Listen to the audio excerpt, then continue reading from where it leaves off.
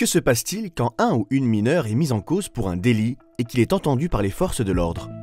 Si les preuves sont suffisantes, le procureur de la République peut demander à ce que le mineur lui soit présenté immédiatement, c'est le déferment, ou le convoquer ultérieurement. Avant d'être présenté au procureur, le mineur rencontre un éducateur de la protection judiciaire de la jeunesse pour faire le point sur sa situation, ainsi qu'un avocat.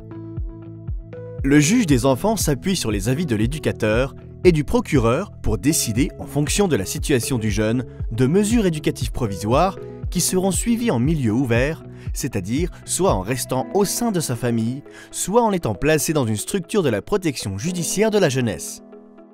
Dans les cas les plus graves, le juge peut prendre des mesures qui limiteront sa liberté. Dans les 5 jours qui suivent la décision du juge, un éducateur de la protection judiciaire de la jeunesse rencontre le mineur et ses représentants légaux pour mettre en place le suivi décidé par le juge, dans l'attente de l'audience d'examen de culpabilité. Si le jeune est convoqué ultérieurement, il rencontre alors un éducateur de la protection judiciaire de la jeunesse et son avocat avant l'audience d'examen de culpabilité.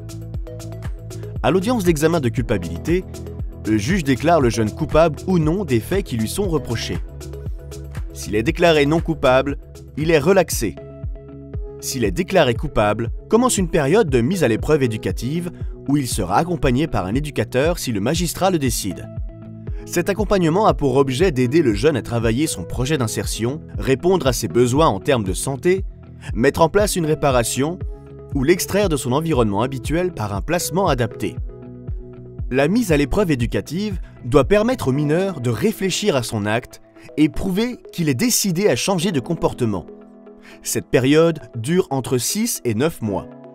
Enfin, le mineur est convoqué à l'audience de prononcer de la sanction. Le juge peut prononcer une déclaration de réussite éducative pour témoigner des efforts réalisés par le mineur.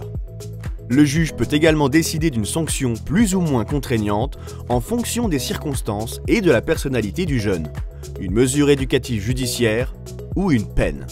Le jeune pourra alors être suivi par la protection judiciaire de la jeunesse jusqu'à ses 21 ans.